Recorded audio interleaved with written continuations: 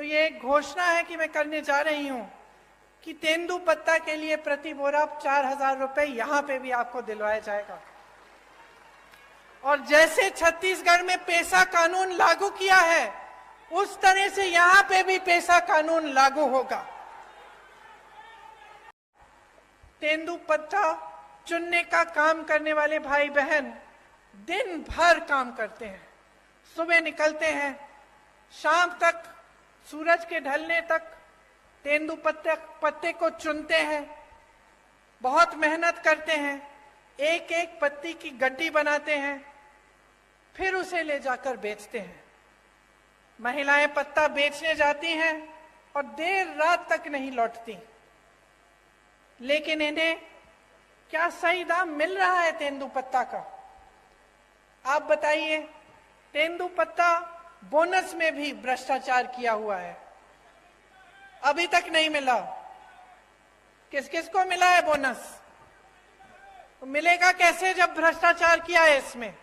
आप सोचिए, हर जगह भ्रष्टाचार कर रहे हैं। आपकी महिलाएं जाके तेंदुपत्ता रोज उसका काम करती हैं, उसको चुनने का काम करती हैं, सुबह से शाम तक काम करती हैं, रात को घर आती हैं और बोनस में ये भ्रष्टाचार करते हैं, पैसे ये बनाते हैं। आपको सही दाम नहीं मिलता। आपको मालूम है कि छत्तीसगढ़ में 4,000 रुपए मिलता है तेंदुपत्ता का दाम। यहाँ को धान का बोनस नहीं दिया। छत्तीसगढ़ में जहां कांग्रेस की सरकार है, वहां सबसे ज्यादा धान का दाम मिल रहा है पूरे देश भर में। ये काम कर रही है कांग्रेस की सरकार। ये तेंदुपत्ते पर बोनस देने का काम किसने शुरू किया था आपको मालूम है? इंदिरा माता ने किया था शुरू। उन्होंने शुरू किया था। जब वो यहाँ आई और उन्होंने देखा कि यहाँ की महिलाएं इतनी मेहनत कर रही हैं, तो उनको लगा कि आपकी मदद होनी चाहिए। आपका जो समाज है, इसके साथ बहुत अत्याचार हुआ है। आपने देखे होंगे इतने सारे जो वीडियो वायरल हुए हैं। देश में प्रदेश में सबसे ज्यादा बच्चियों को यहीं पे मध्य प्रदेश में यहीं पे गायब हो रही हैं।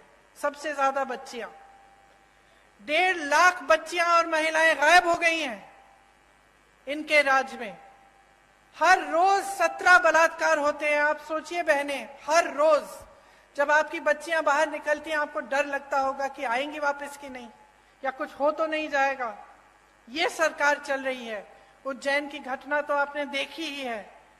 और आदिवासी जनों पर, आप पर जो अत्याचार बरसाए जा रहे हैं, उनका अब कोई मुकाबला नहीं है। पूरे देश में मध्य प्रदेश उनमें नंबर 1 हो गया है।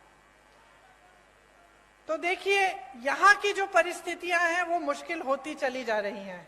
आपको रोजगार नहीं मिल रहा है, आपको वन पर अधिकार नहीं मिल रहे हैं, यहाँ पे अत्याचार बढ़ रहे हैं, तो पलायन तो होगा ही ना। ये देखकर इतना दुख होता है कि ऐसे बड़े बड़े शहीदों की धरती पर यहां से लोग छोड़ के जा रहे हैं रोजगार लेने के लिए, और यहां पर रोजगार आपके लिए पैदा नहीं कर रहे हैं। 18 सालों से भाजपा की सरकार है, रोजगार के मौके नहीं बने।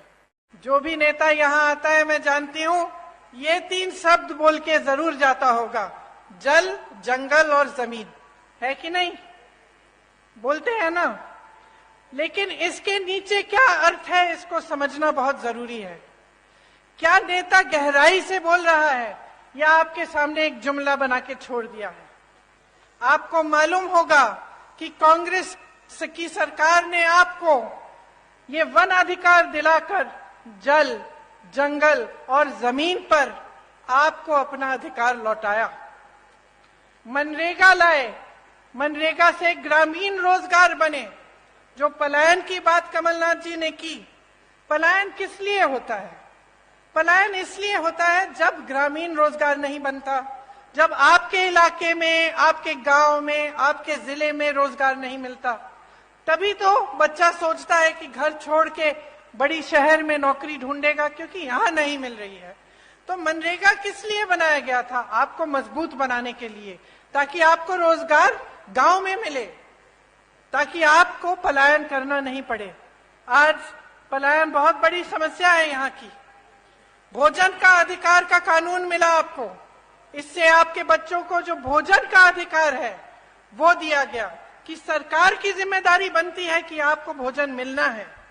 पंचायत व्यवस्था को कांग्रेस की सरकारों ने मजबूत किया, जो पैसा पंचायत को आना चाहिए था वो आया। पंचायत में जो निर्णय लेने चाहिए थे कि आपके यहाँ कुछ काम कराना है या कोई समस्या है उसको सुलझाने के लिए वो पंचायत में ही लिया जाए, ये कांग्रेस की सोच थी। इन सब चीजों से आपके हाथ मजबूत हुए। अब आप अगर देखें, आपको पट्टे दिलवाए थे, याद है कि नहीं? याद है। किस भावना से दिलवाए? इसी भावना से दिलवाए कि ये आपकी जमीन है, ये आपका सम्मान है, ये आपसे जुड़ी हुई बातें हैं और आपको पूरी तरह से की शक्ति आपके हाथों में मिलनी चाहिए। कांग्रेस पार्टी की यही परंपरा रही है, यही असूल रहे हैं और हम चाहते हैं कि जो संपत्ति है देश की, प्रदेश की, आपके जिले की, ये संपत्ति आपके हाथों में जाए। हम चाहते हैं कि आप मजबूत बने, आपकी शक्ति आपको मिले। और जब आप यहाँ पे चुनाव के बारे में बातें सुनने आते हैं, मेरी भी, अनेक अलग अलग पार्टियों के नेताओं की, तो आप हमेशा एक बात को अपने ध्यान में रखिए कि क्या ये लोग आपकी शक्ति आपके हाथों में देंगे कि नहीं देंगे। अब कांग्रेस की जो परंपरा रही है उसको आप देखिए। आपके लिए वन अधिकार का कानून लाया गया ताकि वन पर सबसे पहले आपका अधिकार बने, क्योंकि यही आपकी मूल संस्कृति रही है और एक तरह से मनुष्यता की मूल संस्कृति रही है। तो इसको बचाने के लिए और मजबूत करने के लिए आपको वन का अधिकार दिया गया था।